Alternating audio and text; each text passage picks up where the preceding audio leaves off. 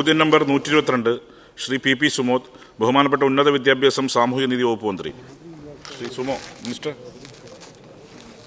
Sir, വിദ്യാർത്ഥികൾക്ക് തൊഴിൽ ലഭ്യമാകുന്നതിനും ഉന്നത പഠന ഗവേഷണ മേഖലകളിൽ പ്രവേശിക്കുന്നതിനും അനുയോജ്യമായ വിവിധ പഠന പാതകൾ ലേണിംഗ് പാത്വേസ് ഒരുക്കുന്ന തരത്തിലാണ് 4 വർഷ ബിരുദ പദ്ധതി രൂപകൽപ്പന ചെയ്തിരിക്കുന്നത്.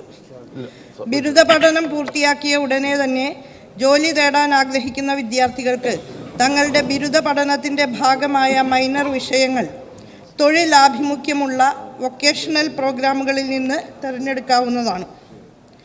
തൊഴിലാഭിമുഖ്യമുള്ള മൈനർ വിഷയങ്ങൾ കോളേജുകളിൽ സ്ഥാപിച്ചിട്ടുള്ള സ്കിൽ ഡെവലപ്മെൻറ്റ് സെൻ്ററുകൾ മുഖേന ഷോർട്ട് ടേം സ്കിൽ ട്രെയിനിങ് കോഴ്സുകളായി ലഭ്യമാക്കാനുള്ള നടപടികളും സ്വീകരിച്ചിട്ടുണ്ട്. ഈ പദ്ധതി ഫലപ്രദമായി നടപ്പാക്കുന്നതിനായി കേരള സർക്കാർ ASAP Kerala, ICT academy, Keltron, CCEK, സിയാപ്റ്റ്, LBS, IHRD, റൂട്രോണിക്സ്, കേസ് തുടങ്ങിയ പ്രമുഖ സർക്കാർ ഏജൻസികളെ തൊഴിൽ പരിശീലന പ്രോഗ്രാമുകൾ നടത്തുന്നതിനായി ചുമതലപ്പെടുത്തിയിട്ടുണ്ട്. അതേസമയം ഉന്നത പഠനത്തിലും ഗവേഷണത്തിലും പ്രവേശിക്കാൻ ആഗ്രഹിക്കുന്നവർക്ക് മികച്ച അവസരങ്ങളും 4 ഇയർ UG പ്രോഗ്രാമിൻ്റെ ഭാഗമായി ഒരുക്കുന്നുണ്ട്. 4ാം വർഷത്തിൽ വിദ്യാർത്ഥികൾക്ക് ഇൻറ്റേൺഷിപ്പ്, പ്രൊജക്റ്റ് തുടങ്ങിയ കാര്യങ്ങൾ ഉൾപ്പെടുന്ന ഓണേഴ്സ് പ്രോഗ്രാം തിരഞ്ഞെടുക്കാൻ കഴിയും. ഇത് അവർക്ക് പ്രൊഫഷണൽ അനുഭവം നേടുന്നതിനും യഥാർത്ഥ ലോകത്തിലെ വെല്ലുവിളികളുമായി നേരിട്ട് പരിചയപ്പെടുന്നതിനും സഹായിക്കുന്നു. ഓണേഴ്സ് വിത്ത് റിസർച്ച് തിരഞ്ഞെടുക്കുന്നവർക്ക് ഗവേഷണ രീതികളിൽ പരിശീലനവും പ്രായോഗിക ഗവേഷണ അനുഭവവും നൽകുന്നു. ഇതുവഴി വിദ്യാർത്ഥികൾക്ക് പോസ്റ്റ് ഗ്രാജുവേറ്റ് പഠനം, നേരിട്ട് ഗവേഷണ പഠനം നടത്താനുള്ള അവസരം, വൈവിധ്യമാർന്ന ഗവേഷണ മേഖലകൾ, മറ്റ് പ്രമുഖ വിദ്യാഭ്യാസ സ്ഥാപനങ്ങളിൽ പ്രവേശനം തുടങ്ങിയ അവസരങ്ങൾ ഉറപ്പാക്കാൻ സഹായിക്കുന്നു. ബി, സംസ്ഥാന BVOC പ്രോഗ്രാമുകളുടെ കരിക്കുലവും 4 വർഷ ബിരുദ പദ്ധതിയുടെ കരിക്കുലവും തൊഴിൽ സാധ്യത വർദ്ധിപ്പിക്കുന്നതിനായി വ്യവസായവുമായി നേരിട്ട് ബന്ധിപ്പിച്ചുള്ള പഠന പരിശീലന ഘടകങ്ങൾ ഉൾക്കൊള്ളുന്ന രീതിയിലാണ് രൂപകൽപ്പന ചെയ്തിരിക്കുന്നത്. BVOC പ്രോഗ്രാമുകളുടെ 4ാം വർഷം വ്യാവസായിക പരിശീലന പഠനം ഇൻഡസ്ട്രി എംബഡഡ് വഴിയോ അതല്ലെങ്കിൽ അപ്രന്റീസ് അധിഷ്ഠിത പരിശീലനം വഴിയോ പൂർത്തീകരിക്കാൻ സാധിക്കുന്ന വിധത്തിലാണ് ക്രമീകരിച്ചിട്ടുള്ളത്. ഇതിലൂടെ വിദ്യാർത്ഥികൾക്ക് ക്ലാസ് മുറിയിൽ പഠിച്ചതിനെ നേരിട്ട് വ്യവസായ മേഖലയിൽ പ്രയോഗിക്കാനും ജോലിസ്ഥലത്തിൻ്റെ പ്രവർത്തന രീതികളും സംസ്കാരവും മനസ്സിലാക്കാനും തൊഴിൽ വിപണിയിൽ ആവശ്യമായ പ്രായോഗിക കഴിവുകൾ കൈവരിക്കാനും സഹായകരമായിരിക്കും. അതുപോലെ 4 ഇയർ UG പ്രോഗ്രാമിലെ 4ാം വർഷ ഓണേഴ്സ് പ്രോഗ്രാമിൽ വ്യവസായ പ്രൊജക്റ്റ് അതല്ലെങ്കിൽ ഇൻറ്റേൺഷിപ്പ് ഉൾപ്പെടുത്തിയിട്ടുണ്ട്. ഇതുവഴി വിദ്യാർത്ഥികൾക്ക് കമ്പനികളിലും ഗവേഷണ സ്ഥാപനങ്ങളിലും പ്രൊഫഷണൽ സംഘടനകളിലും പ്രവർത്തിച്ച് യഥാർത്ഥ ലോക പ്രശ്നങ്ങൾ പരിഹരിക്കാനും വിലപ്പെട്ട പ്രവൃത്തി പരിചയം നേടാനും സാധിക്കും. അക്കാദമിക് പഠനവും വ്യവസായത്തിൽ നിന്നുള്ള പ്രായോഗിക പരിചയവും സമന്വയിപ്പിക്കുന്ന ഈ മാതൃക വിദ്യാർത്ഥികളെ സിദ്ധാന്തത്തിൽ മാത്രമല്ല പ്രായോഗികമായി പ്രവർത്തിക്കാൻ കഴിവുള്ളവരാക്കി മാറ്റുകയും ചെയ്യുന്നു. തൊഴിൽ മേഖലയിൽ മത്സരാധിഷ്ഠിതമായ ഗ്രാജുവേറ്റ്സിനെ സൃഷ്ടിക്കാനും സംരംഭകത്വ അവസരങ്ങൾ തുറക്കാനും ഇത് സഹായകരമാകുന്നു. സി, ലെങ്തി അല്ല. 4 വർഷ ബിരുദ പദ്ധതി കുറഞ്ഞത് 75% മാർക്ക് സഹിതം ഓണേഴ്സ് പ്രോഗ്രാം വിജയകരമായി പൂർത്തിയാക്കിയാൽ നേരിട്ട് ഗവേഷണ പരിപാടികളിലേക്കും PhD പ്രോഗ്രാമുകളിലേക്കും പ്രവേശനം നേടാൻ അർഹതയുണ്ട്. ഈ സംവിധാനം ബിരുദ പഠനത്തിൽ നിന്ന് ഗവേഷണത്തിലേക്കുള്ള സുഗമമായ അക്കാദമിക് പാത ഒരുക്കുന്നതോടൊപ്പം ഗവേഷണ താൽപ്പര്യമുള്ള മികച്ച കഴിവുള്ള വിദ്യാർത്ഥികൾക്ക് വളരെ വേഗം ഉയർന്ന പഠനത്തിലേക്ക് കടക്കാനുള്ള അവസരം നൽകുകയും ചെയ്യും. ശ്രീ പി സുമോദ്. സാർ, 2ാം പിണറായി സർക്കാർ കൂടുതൽ നന്നായി ഫോക്കസ് ചെയ്യുന്നൊരു മേഖല ഉന്നത വിദ്യാഭ്യാസ മേഖലയാണ്. ഉന്നത വിദ്യാഭ്യാസ രംഗത്ത് കഴിഞ്ഞ 4 വർഷക്കാലത്തിനിടയിൽ കാലോചിതമായ പരിഷ്കാരങ്ങളും മാറ്റങ്ങളുമെല്ലാം ഉണ്ടാക്കാൻ ഈ സർക്കാരിന് സാധിച്ചിട്ടുണ്ട്. സാർ, എൻ്റെ ചോദ്യം, ബിരുദതലത്തിലുള്ള കരിക്കുലം പരിഷ്കരണത്തിനനുബന്ധമായി പോസ്റ്റ് ഗ്രാജുവേറ്റ് തലത്തിൽ പരിഷ്കരണം നടപ്പിലാക്കുമോ? വിശദാംശങ്ങൾ പറയാമോ? ദ്വിമുഖമായ ഒരു സമീപനത്തോടു കൂടിയിട്ടാണ് UG കരിക്കുലം ചരിത്രത്തിൽ ആദ്യമായി സമഗ്രമായ നിലയിൽ തയ്യാറാക്കിയത്. തൊഴിലും വിദ്യാഭ്യാസവും തമ്മിലുള്ള സ്കിൽ ഗ്യാപ്പ് നികത്താൻ ഉതകുന്ന വിധത്തിലും അതേസമയം തന്നെ റീസർച്ച് ഓറിയൻറ്റഡ് ആയിട്ടുള്ള ആക്ടിവിറ്റീസിന് പ്രാധാന്യം നൽകിക്കൊണ്ട് ഗവേഷണാത്മക പഠനങ്ങൾ പ്രോത്സാഹിപ്പിക്കാനുമുള്ള സംവിധാനം 4 ഇയർ UG പ്രോഗ്രാമിൻ്റെ ഭാഗമായിട്ട് സ്വീകരിക്കപ്പെട്ടിട്ടുണ്ട്. ബിരുദതലത്തിൽ നടപ്പാക്കിയ കരിക്കുലം പരിഷ്കരണത്തിൻ്റെ തുടർച്ച എന്ന നിലയിൽ ബിരുദാനന്തര ബിരുദതലത്തിലും കരിക്കുലം പരിഷ്കരണത്തിനുള്ള നടപടികൾ ആരംഭിച്ചിട്ടുണ്ട്. ഇതിൻ്റെ ഭാഗമായി ഉന്നത വിദ്യാഭ്യാസ കൗൺസിലിൻ്റെ ആഭിമുഖ്യത്തിൽ ഡോക്ടർ സജി ഗോപിനാഥ് അധ്യക്ഷനായിട്ടുള്ള കരിക്കുലം പരിഷ്കരണ സമിതി ഒരു കരട് PG കരിക്കുലം തയ്യാറാക്കി സർവകലാശാലകൾക്ക് നൽകിയിട്ടുണ്ട്. നേരത്തെ UG കരിക്കുലം പരിഷ്കരണത്തിന് നേതൃത്വം നൽകിയ ഡോക്ടർ സുരേഷ് ദാസ് നേതൃത്വം നൽകുന്ന സമിതിയും അതോടൊപ്പം തന്നെ പ്രവർത്തിക്കുന്നുണ്ട്. കരട് കരിക്കുലത്തെക്കുറിച്ച് സർവകലാശാലകളുടെ അഭിപ്രായം ആരായാൻ കൊച്ചി സർവകലാശാലയിൽ വച്ച് ഒരു ശില്പശാലയും സംഘടിപ്പിക്കപ്പെട്ടിരുന്നു. സർവകലാശാലയുടെ പ്രതിനിധികൾ പങ്കെടുത്ത ആ ശില്പശാലയിൽ ഈ കരിക്കുലത്തിൻ്റെ ഡ്രാഫ്റ്റ് സമഗ്രമായിട്ട് ചർച്ച ചെയ്യപ്പെട്ടിട്ടുണ്ട്. ഇനി സർവകലാശാല തലത്തിലും വിശദമായ ചർച്ചകൾക്ക് ശേഷം അത് നടപ്പാക്കും. UGCയുടെ കരിക്കുലം ഫ്രെയിംവർക്ക് മുന്നോട്ട് വയ്ക്കുന്ന ഘടനയ്ക്ക് വിരുദ്ധമാകാതെ എന്നാൽ കേരളത്തിൻ്റെ സവിശേഷമായ സാഹചര്യം പരിഗണിച്ചുകൊണ്ടും നമ്മൾ ഉയർത്തിപ്പിടിക്കുന്ന മാനവികതയും സാമൂഹ്യനീതിയും അടിസ്ഥാനമാക്കിയിട്ടുള്ള മൂല്യങ്ങൾ ഉയർത്തിപ്പിടിച്ചുകൊണ്ടുമായിരിക്കും PG കരിക്കുലം പരിഷ്കരണവും പൂർത്തീകരിക്കുന്നത്. സെക്കൻഡ് ക്വസ്റ്റ്യൻ സർ, കൂടുതൽ അക്കാദമിക് നിലവാരം കാണിക്കുന്ന കൂടുതൽ വിഷയങ്ങളും ഉയർന്ന ഗ്രേഡ് മാനദണ്ഡങ്ങളും കൂടുതൽ ആഴത്തിലുള്ള പഠനവും ഉറപ്പുവരുത്തുന്ന ഓണേഴ്സ് വിത്ത് റിസർച്ച് ചെയ്യാനുള്ള സംവിധാനങ്ങൾ സംസ്ഥാനത്തെ എല്ലാ ആർട്സ് ആൻഡ് കോളേജുകളിലും ലഭ്യമാണോ? വിശദാംശങ്ങൾ പറയാമോ? Yes minister. ബിരുദ പഠനത്തിന് ശേഷം ഗവേഷണ മേഖലയിലേക്കും അധ്യാപനത്തിൻ്റെ മേഖലയിലേക്കും കടക്കാൻ തൽപരരായ വിദ്യാർത്ഥികൾക്ക് ഓണേഴ്സ് വിത്ത് റിസർച്ച് ഡിഗ്രി തിരഞ്ഞെടുക്കാനുള്ള സാഹചര്യം 4 ഇയർ UG പ്രോഗ്രാമിൻ്റെ ഭാഗമായിട്ടുണ്ട്. ഒരു വശത്ത് തൊഴിൽ ആഭിമുഖ്യവും സംരംഭകത്വ താൽപ്പര്യവും പ്രോത്സാഹിപ്പിക്കുകയും മറുവശത്ത് സമൂഹത്തിനാവശ്യമായ പുത്തൻ അറിവുകൾ സൃഷ്ടിക്കാൻ കെൽപ്പുള്ള ഗവേഷണോന്മുഖ പ്രവർത്തനങ്ങൾ ഏറ്റെടുക്കാനുമാണ് 4 ഇയർ UG പ്രോഗ്രാമിലൂടെ വിദ്യാർത്ഥികൾക്ക് സാധിക്കുന്നത്. കൂടുതൽ ജിജ്ഞാസുക്കളായിട്ടുള്ള വിദ്യാർത്ഥികൾക്ക് ഗവേഷണാത്മക പഠനങ്ങൾ പ്രാരംഭഘട്ടത്തിൽ തന്നെ പ്രോത്സാഹിപ്പിക്കാൻ ഉതകുന്ന രീതിയിലാണ് അതിൻ്റെ കരിക്കുലം തയ്യാറാക്കിയിട്ടുള്ളത്.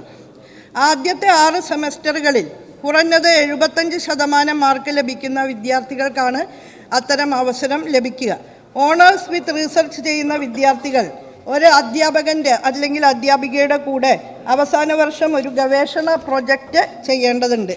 UGC മാനദണ്ഡങ്ങൾക്ക് വിധേയമായി റിസർച്ച് ഗൈഡുമാരാകാൻ യോഗ്യതയുള്ള അധ്യാപകരുടെ കൂടെയാണ് ഈ ഗവേഷണ പ്രൊജക്റ്റ് ചെയ്യേണ്ടത്. ഇതിന് ആവശ്യമായ വിധത്തിൽ നമ്മുടെ സർവകലാശാലകളിലെയും കലാലയങ്ങളിലെയും റിസർച്ച് സൗകര്യങ്ങൾ വികസിപ്പിക്കുന്നതിനുള്ള നടപടികൾ ഇതിനകം തന്നെ സ്വീകരിച്ചിട്ടുണ്ട്. സ്വാശ്രയ കോളേജുകളിലടക്കം UGC മാനദണ്ഡങ്ങൾക്ക് വിധേയമായി റിസർച്ച് സെൻറ്റർ അനുവദിക്കുന്നതിനും അതുപോലെ അധ്യാപകരെ കൂടുതലായി റിസർച്ച് ഗൈഡുമാരായി തിരഞ്ഞെടുക്കുന്നതിനും ഈ കാലയളവിൽ സാധിക്കുന്നുണ്ട്. നേരത്തെ സർക്കാർ എയ്ഡഡ് കോളേജുകളിൽ മാത്രമായിരുന്നു റിസർച്ച് സെൻറ്ററുകൾ അനുവദിച്ചിരുന്നത്. ഇപ്പോൾ നിലവാരമുള്ള സ്വാശ്രയ കോളേജുകളിലും UGC മാനദണ്ഡങ്ങൾക്കനുസൃതമായിട്ട് റിസർച്ച് സെൻറ്ററുകൾ അനുവദിക്കുന്നുണ്ട്.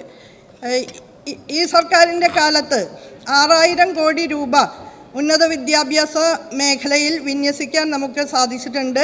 പശ്ചാത്തല സൗകര്യങ്ങളുടെ വികസനത്തിൽ ബഹുദൂരം മുന്നിൽ പോകാൻ സാധിച്ചിട്ടുണ്ട്. മികച്ച സൗകര്യങ്ങളും ആധുനിക ഉപകരണങ്ങൾ സജ്ജീകരിച്ചതുമായിട്ടുള്ള ലാബ് കോംപ്ലക്സുകൾ ഇതിൻ്റെ ഭാഗമായിട്ട് ഉയർന്നു വന്നിട്ടുണ്ട്. കേരള സർവകലാശാലയിലും MG സർവകലാശാലയിലുമുള്ള സെൻട്രലൈസ്ഡ് ലാബ് ഫെസിലിറ്റീസ് ഇന്ന് സൗത്ത് ഇന്ത്യയിലെ തന്നെ ഏറ്റവും മികച്ച പരീക്ഷണശാല കോംപ്ലക്സുകളാണ്. അതുപോലെ കുസാറ്റിൽ 250 കോടി രൂപയാണ് കിഫ്ബിയുടെ ഭാഗമായി ലബോറട്ടറി എക്യുപ്മെൻറ്റ്സ് വാങ്ങുന്നതിനും ലാബ് സൗകര്യങ്ങൾ വികസിപ്പിക്കുന്നതിനുമായിട്ട് നൽകിയിട്ടുള്ളത്. ട്രാൻസ്ലേഷണൽ റിസർച്ച് സെൻറ്ററുകൾക്കും കൂടുതലായിട്ട് ഫണ്ട് അനുവദിക്കുന്ന സമീപനമാണ് ബജറ്റിൽ സ്വീകരിക്കപ്പെട്ടത്. അപ്പോൾ നമ്മുടെ സംസ്ഥാനത്തെ റിസർച്ച് സൗകര്യങ്ങൾ വർദ്ധിക്കുന്നു. അതോടൊപ്പം തന്നെ ഒരു centre of excellence for research support network എന്ന നിലയിലും ഒരു മികവിൻ്റെ കേന്ദ്രം ഹയർ എഡ്യൂക്കേഷൻ കൗൺസിലിൻ്റെ ആഭിമുഖ്യത്തിൽ ആരംഭിച്ചിട്ടുണ്ട്. ഇതൊക്കെ തന്നെ നമ്മുടെ കലാലയങ്ങളിലെയും സർവകലാശാലകളിലെയും ഗവേഷണാത്മക പ്രവർത്തനങ്ങളെ ഉത്തേജിപ്പിക്കുന്ന കാര്യങ്ങളാണ് എന്ന് സഭയുടെ മുമ്പാകെ പറയാൻ ഞാൻ ഈ അവസരം ഉപയോഗിക്കുകയാണ്. Shri M P Govindan master ചുമതലപ്പെടുത്തിയ പ്രകാരം ശ്രീമതി ദലീമ. സർ, വിദ്യാർത്ഥികൾക്ക് സംസ്ഥാനത്തിന് പുറത്തും രാജ്യത്തിന് പുറത്തും ഇന്റേൺഷിപ്പ് ചെയ്യാൻ അവസരം ഉണ്ടാകുമോ? അതിൻ്റെ ക്രെഡിറ്റ് എങ്ങനെയാണ് കേരളത്തിലേക്ക് കൈമാറ്റം ചെയ്യുക? വിശദമാക്കണം. ഇന്റേൺഷിപ്പുകൾ ചെയ്യുന്നതിന് ഹയർ എഡ്യൂക്കേഷൻ കൗൺസിലിൻ്റെ ആഭിമുഖ്യത്തിൽ കെൽട്രോണുമായി സഹകരിച്ചുകൊണ്ട് ഒരു ഇന്റേൺഷിപ്പ് പോർട്ടൽ തയ്യാറാക്കി കഴിഞ്ഞിട്ടുണ്ട്. 3 തരത്തിലുള്ള ഇന്റേൺഷിപ്പ് സൗകര്യങ്ങൾ ആ പോർട്ടലിലൂടെ ലഭ്യമാകുന്നതാണ്. രാജ്യത്തിനകത്തും പുറത്തും റെപ്യൂട്ടഡ് ആയിട്ടുള്ള ഫേംസ് ആ ഇന്റേൺഷിപ്പ് പോർട്ടലിൽ ഭാഗമാകുകയാണ്. പെയ്ഡ് ഇന്റേൺഷിപ്പ്, സ്റ്റേറ്റ്മെൻറ്റോട് കൂടിയിട്ടുള്ള ഇന്റേൺഷിപ്പ്, ഇങ്ങോട്ട് പണം കൊടുത്തുകൊണ്ടുള്ള ഇന്റേൺഷിപ്പ്, അതുപോലെ സൗജന്യമായ ഇന്റേൺഷിപ്പ്, 3 തരത്തിലുള്ള ഇന്റേൺഷിപ്പുകൾ അതിലൂടെ ലഭ്യമാകുന്നതാണ്. അത് കമ്പനികളുടെയും വ്യവസായശാലകളുടെയും എല്ലാം ഗുണനിലവാരത്തിന് ആനുപാതികമായിട്ടുള്ള വ്യവസ്ഥകളാണ് ഉൾക്കൊള്ളിച്ചിട്ടുള്ളത്. അപ്പോൾ എല്ലാ വിദ്യാർത്ഥികൾക്കും പ്രാപ്യമായ വിധത്തിലാണ് നമ്മുടെ ഇന്റേൺഷിപ്പ് പോർട്ടൽ സജ്ജീകരിക്കുന്നത്. ഇന്റേൺഷിപ്പിന് അടക്കം ക്രെഡിറ്റ് നൽകുന്ന സമീപനമാണ് പുതിയ കരിക്കുലത്തിൻ്റെ ഭാഗമായിട്ടുള്ളത്. അപ്പോൾ വിവിധ വ്യവസായശാലകളിൽ നിന്നും മറ്റ് സർവകലാശാലകളിൽ നിന്നും മറ്റ് പ്രധാനപ്പെട്ട റിസർച്ച് കേന്ദ്രങ്ങളിൽ നിന്നുമെല്ലാം ആർജിക്കുന്ന ക്രെഡിറ്റുകൾ അക്കാഡമിക് ബാങ്ക് ഓഫ് ക്രെഡിറ്റ് അനുസരിച്ചുള്ള സംവിധാനത്തിലൂടെ കൈമാറ്റം ചെയ്യാൻ കഴിയുന്ന ഫ്ലെക്സിബിലിറ്റിയും ഫ്രീഡമും ഇപ്പോൾ പുതിയ പദ്ധതിയുടെ ഭാഗമായിട്ട് വിദ്യാർത്ഥികൾക്ക് ലഭിക്കുന്നു എന്നുള്ളതാണ്. അപ്പോൾ എവിടെ നിന്ന് വേണമെങ്കിലും ഇന്റേൺഷിപ്പുമായി ബന്ധപ്പെട്ടും ഇൻഡസ്ട്രി അക്കാഡമിയ ഇൻ്റർഫേസിലൂടെ അനുഭവങ്ങൾ ആർജിച്ചുകൊണ്ട് ക്രെഡിറ്റ് ആർജിക്കാനും ഒക്കെ തന്നെ വിദ്യാർത്ഥികൾക്ക് സൗകര്യമുണ്ട്. അങ്ങനെ ആർജിക്കുന്ന ക്രെഡിറ്റുകൾ അക്കാഡമിക് ബാങ്ക് ഓഫ് ക്രെഡിറ്റ് സംവിധാനത്തിലൂടെ അവർക്ക് സ്വാംശീകരിക്കാവുന്നതാണ്. Shri K M Sachin Dev.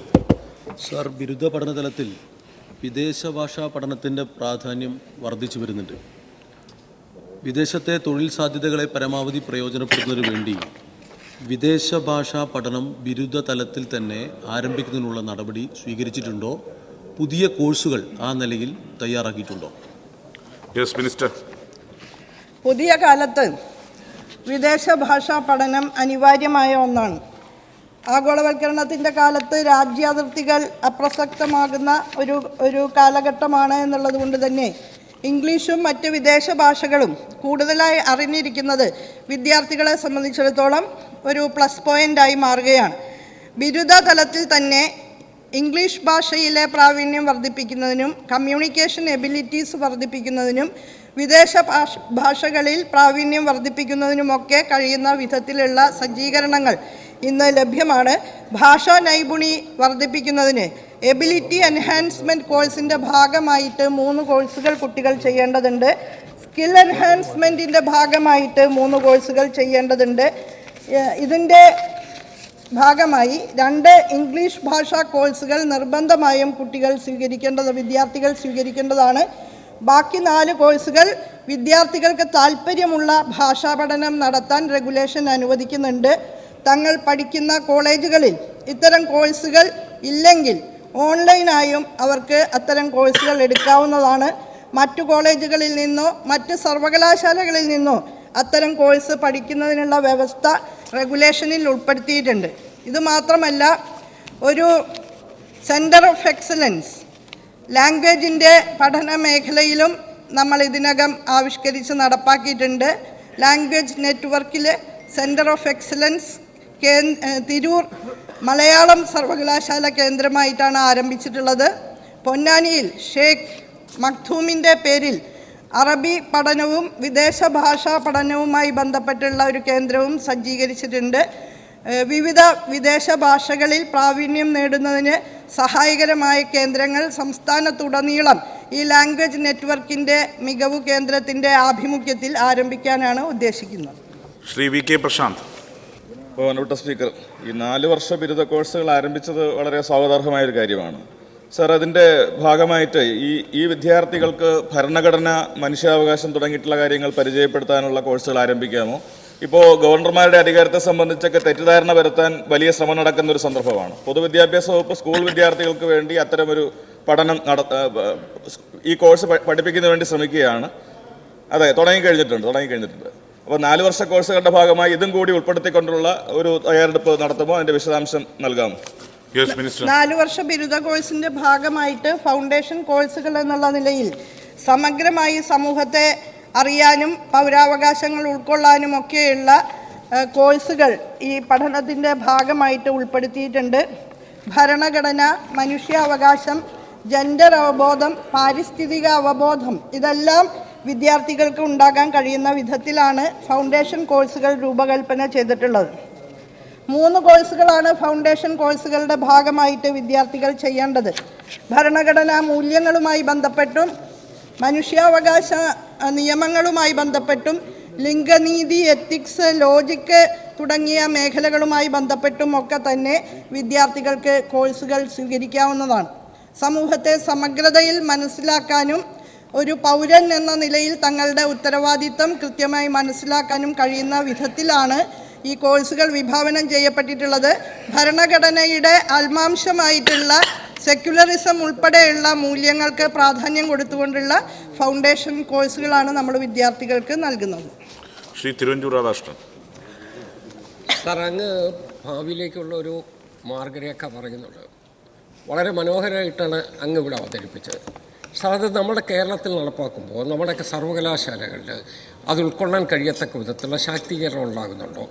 നമ്മുടെ കോളേജുകളാണെന്നല്ലോ, പ്രത്യേകിച്ച് ഗവൺമെൻറ് കോളേജ് എടുത്തു, അവിടെ എല്ലാം ഇൻചാർജാണ് പ്രിൻസിപ്പൽമാർ വരുന്നത്. ഇത്രയും ക്വാളിഫിക്കേഷൻസ് ഉള്ള നമ്മുടെ ഈ കേരളത്തിൽ ഇത്രയും മിടുക്കന്മാരായ ആളുകളെ പഠിപ്പിക്കുന്നതിന് ആഗ്രഹിക്കുന്ന ഒരു ഗവൺമെൻറ് ഈ ഇൻചാർജ് ഭരണം മാറ്റി അവിടെ യോഗ്യതയുള്ള ആളുകളെ വെക്കുന്നതിന് വേണ്ടിയുള്ള നടപടി എടുത്തില്ലെങ്കിൽ നമ്മുടെ ഈ സ്വപ്നം എവിടെ പോയി നിൽക്കും? അത് ദിവാസ്വപ്നമാകുമോ എന്നുള്ളതാണ് എൻ്റെ ഭയപ്പാട്.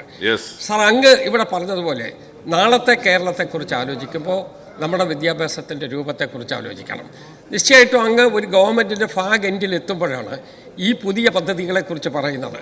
ഏതായാലും letter be late than never എന്നുള്ളതാണ്. അങ്ങനെ ഒരു മാറ്റം വന്നതിൽ ഞാൻ സ്വാഗതം ചെയ്യുകയാണ്.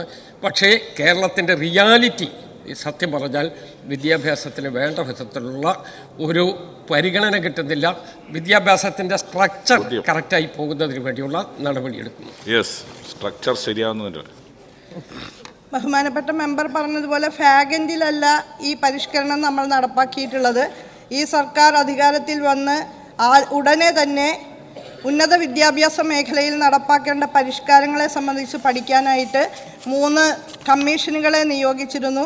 6 മാസത്തിനുള്ളിൽ തന്നെ ആ കമ്മീഷനുകൾ റിപ്പോർട്ടുകൾ സമർപ്പിച്ചിരുന്നു.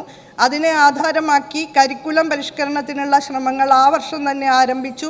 തൊട്ടടുത്ത വർഷം വളരെ വിപുലമായിട്ടുള്ള വർക്ക്ഷോപ്പുകൾ സംഘടിപ്പിച്ചുകൊണ്ട് ഈ സമഗ്ര പരിഷ്കരണത്തിലേക്കുള്ള മാറ്റത്തെ സംബന്ധിച്ച് എല്ലാ സ്റ്റേക്ക് ഹോൾഡേഴ്സിനും നല്ല നിലയിലുള്ള പരിശീലനം കൊടുത്തുകൊണ്ടാണ് നമ്മൾ 4 ഇയർ UG പ്രോഗ്രാം ആരംഭിച്ചിട്ടുള്ളത്.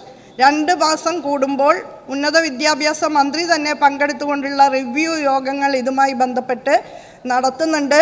നമ്മുടെ സ്ഥാപനങ്ങളെല്ലാം ഇതുമായി ബന്ധപ്പെട്ട് നല്ല നിലയിൽ ശാക്തീകരിക്കപ്പെട്ടിട്ടുണ്ട്. എല്ലാ വിധത്തിലുമുള്ള മുന്നൊരുക്കങ്ങളോട് കൂടിയാണ് നമ്മൾ ഈ പരിഷ്കരണങ്ങളിലേക്ക് പോയിട്ടുള്ളത്. ഇതിൻ്റെയൊക്കെ ഭാഗമായിട്ട് നമ്മുടെ സ്ഥാപനങ്ങൾ, സർവകലാശാലകളും കലാലയങ്ങളും ഗുണനിലവാര പരിശോധനകളിൽ മികച്ച നിലവാരം പുലർത്തുന്നു എന്ന് ദേശീയ അന്തർദേശീയ ഗുണനിലവാര പരിശോധനാ ഏജൻസികൾ സാക്ഷ്യപ്പെടുത്തുന്നുണ്ട്. നാക് അക്രഡിറ്റേഷനിൽ നമ്മുടെ സർവകലാശാലകൾ, കേരള സർവകലാശാലയും MG യൂണിവേഴ്സിറ്റിയും നാക് അക്രഡിറ്റേഷനിൽ A++ ആണ് നേടിയിട്ടുള്ളത്. കാലിക്കറ്റ്, കുസാറ്റ്, കാലടി സർവകലാശാലകൾ A+ നേടി. 18 കലാലയങ്ങൾ ഇതിനകം A++ നേടിയിട്ടുണ്ട്. 48 കലാലയങ്ങൾ A+ നേടിയിട്ടുണ്ട്. 87 കലാലയങ്ങൾ A ഗ്രേഡ് നേടിയിട്ടുണ്ട്. 153 കലാലയങ്ങൾ A ഗ്രേഡിന് മുകളിലാണ്. അതിൽ 18 എണ്ണം ഗവൺമെൻറ് കോളേജുകളാണ്. NIRF റാങ്കിങ്ങിൻ്റെ ഇത്തവണത്തെ പട്ടിക പുറത്തു വന്നപ്പോൾ കേരള സർവകലാശാല പബ്ലിക് യൂണിവേഴ്സിറ്റി ലിസ്റ്റിൽ 5ാം സ്ഥാനത്താണ്. കുസാറ്റ് 6-ാം സ്ഥാനത്താണ്, MG യൂണിവേഴ്സിറ്റി 17-ാം സ്ഥാനത്താണ്. നമ്മുടെ 18 കോളേജുകൾ അവിടെയും മികവാർന്ന പ്രവർത്തനം കാഴ്ചവെച്ചിരിക്കുകയാണ്.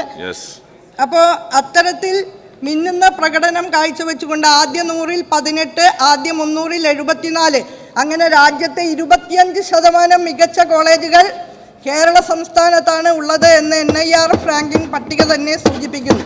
പിന്നെ ബഹുമാനപ്പെട്ട മെമ്പർ പറഞ്ഞ പ്രിൻസിപ്പൽമാരുടെ കാര്യം, അത് കോടതിയിൽ കാറ്റിൽ കേസ് നിലനിൽക്കായിരുന്നു. കേസിൻ്റെ അന്തിമ വിധി വന്നു. അതിനെ തുടർന്ന് ഇൻ്റർവ്യൂ കഴിഞ്ഞിട്ടുണ്ട്. ഉടനെ തന്നെ നമുക്ക് ഇതുമായി ബന്ധപ്പെട്ട ലിസ്റ്റ് പ്രസിദ്ധീകരിക്കാനാകും, സ്ഥിരം പ്രിൻസിപ്പൽമാരെ നിയമിക്കാനാകും. പക്ഷേ പ്രിൻസിപ്പൽ ഇൻചാർജ് പോസ്റ്റിലിരുന്നവരൊക്കെ തന്നെ പ്രിൻസിപ്പൽമാരാവാൻ യോഗ്യതയുള്ളവർ തന്നെ ആയിരുന്നു.